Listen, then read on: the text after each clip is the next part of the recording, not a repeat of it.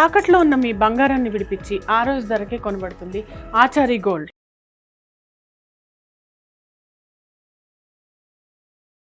ఈరోజు లోక్సభలో చూస్తే కనుక ఒక బిల్లు తీసుకొచ్చింది బీజేపీ, ఎన్డీఏ కూటమి. ఏదైతే సీఎంలు కానీ పీఎంలు కానీ మంత్రులు కానీ ఎనీ క్రిమినల్ కేసుల మీద ఒక 30 days జైల్లో ఉంటే కనుక వాళ్ళని పదవి నుంచి తప్పించాలనేది ఆ బిల్లు సారాంశం. కాంగ్రెస్ యాక్సెప్ట్ చేయట్లేదు. బట్ ఈరోజు లోక్సభలో పెట్టారు. దానికి సవరణ చేస్తారా, ఏం చేస్తారు, ఏంటి, ప్లస్ ఆ బిల్లు వస్తే ఎంతమందిలో పదవిలో ఉంటారో, ఎంతమంది పదవి ఊడిపోతుంది అనేది మనకున్న డౌట్. ఎవరంటారు సార్?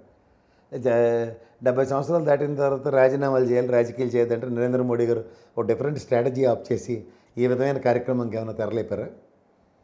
అంటే ఆయనకి, అమిత్ షా గారికి వర్తిస్తుంది. ఇక్కడ చంద్రబాబు గారు సిట్టింగ్ చీఫ్ మినిస్టర్కి ఆయనకి కూడా వర్తిస్తుంది. 30 రోజులు దాటి ఉన్నారు కదా వీళ్ళందరూ జైల్లో. రేవంత్ రెడ్డి గారు ఉన్నారు 30 రోజులు దాటి. ఎవరు అతీతులు? అసలు నాకు తెలియక అడుగుతున్నాను. ఇది పరమానంద శిష్యుల్లాగా కూర్చుని కొమ్మను అలాగే నరుక్కుందాం నిశ్చయించుకుంటే మన చేతిలో ఏం లేదు.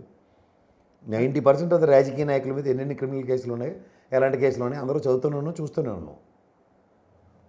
అంటే వాళ్ళ ఉద్దేశం స్టేట్లో ఉన్న సీఎంని కంట్రోల్ చేయాలి అనేది, అదర్ పార్టీ గవర్నమెంట్ ఉన్నప్పుడు. అంటే మొన్న ఎవరు మనకు కేజ్రీవాల్ని జైల్లో పెట్టినట్టు, ఉన్నది లేనట్టు, లేనిది ఉన్నట్టు ఇప్పటికి ప్రూవ్ చేయలేదు. దాని మీద బెయిల్ ఇచ్చి కూర్చోబెట్టారు.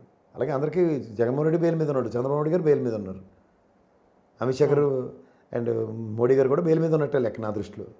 ఆ కేసులు ఏవి ఇంకా సత్వర పరిష్కారం అవ్వలేదు కదా. అద్వానీ గారిది, మురళీ మనోహర్ జోషి గారి వీళ్ళందరిది కూడా అయోధ్య అన్నీ ఎన్ని సంవత్సరాల తర్వాత మొన్న అనుకుంటారు అవి, ఆ వెరిడిక్ట్లు వచ్చాయి ఫైనల్గా. కోర్టులు ఏమన్నా ఫాస్ట్ ట్రాక్ కోర్టులు 2 సంవత్సరాల లోపున అన్నిటికీ స్పెషల్ కోర్టులు ప్రివిలేజెస్ పెట్టి దాంట్లోంచి సత్వర న్యాయాలు ఇస్తే మీరు చెప్పిన బిల్లు ప్రవేశపెట్టండి. ఫస్ట్ ఫాస్ట్ ట్రాక్ కోర్టులు పొలిటికల్ లీడర్స్ మీద ఉన్న వాళ్ళు 4123 మంది ఉన్నారు దేశం మొత్తం మీద. ఎమ్మెల్యేలు, ఎమ్మెల్సీలు, ఎంపీలు అందరూ కలిపి అన్ని రాష్ట్రాల్లోనూ 33 కేంద్రపాలిత ప్రాంతాలతో కలిపిన వాళ్ళు 4123 నెంబర్ కూడా ఎవరు మర్చిపోవడానికి లేకుండా లాస్ట్ 4 ముందు ఎట్టుకుంటే చాలు 1 2 3 4లో. సో వీళ్ళందరి మీద ఫాస్ట్ ట్రాక్ కోర్టులో ఎంతసేపు పడుతుంది? సత్వర న్యాయాలు ఇవ్వండి, ఇచ్చి మాకు అప్పుడు ట్రాన్స్పరెంట్ బిల్ తీసుకురండి. దానికి ఒక శాంచుటీ ఉంటుంది. కోర్టులో పెండింగ్ ఉండి వాడి ముద్దాయో కాదో లేకపోతే నేరస్తుడో కాదో తేల్చకుండా ఆరోపణలు ఎదుర్కొంటున్న వాళ్ళందరి మీద మీరు ఇష్టమైన చలామణి చేసుకుందంటే ఏ బిల్లుకి వెలిడిటీ ఉండదు, శాంక్షన్ ఉండదు.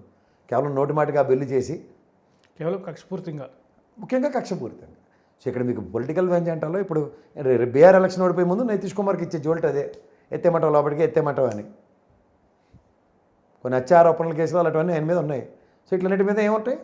ఫాస్ట్ ట్రాక్ కోర్టులు. అంటే యువతల పక్క ఈ లాంబాగారు లాంటి స్టేట్మెంట్ ఇస్తే అలాంటి నుంచి ప్రొయాక్టివ్గా వాళ్ళు బిల్లులు పెట్టి అధికార దర్పాన్ని ప్రదర్శించి చూపిస్తున్నారు. అవుట్కమ్ చూద్దాం ఏముంది. ఇవాళ అపోజిషన్ బెంచెస్ చాలా స్ట్రాంగ్గా ఉన్నాయి. గుణవీన సామెతే, పైన అందరూ ఎర్రగానే కనబడతారు, కింద ఉన్న నలుపు సంగతి అందరికీ తెలుసు.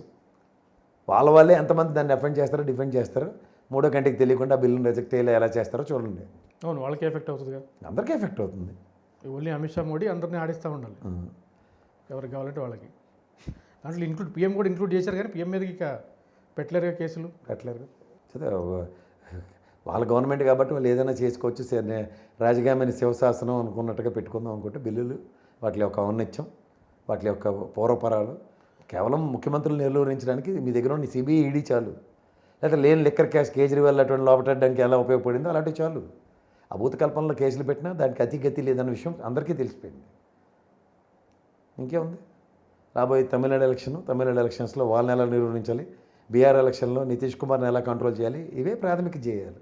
ఈడీ, సిబిఐ సరిపోదు అన్నట్టు ఇప్పుడు ఈ కొత్త చట్టం కూడా. మీరు బంగారం తాకట్టు పెట్టి ఆ బంగారం డబ్బులు కట్టలేక ఇబ్బంది పడుతున్నారా? ఆచారి గోల్డ్ వాళ్ళు మీ బంగారం కొని మీ లోన్ తీర్చి మిగిలిన డబ్బులు మీకు ఇచ్చేస్తారు. ఇంకెందుకు ఆలస్యం? ఆచారి గోల్డ్ ఈ నెంబర్స్కి కాల్ చేయండి.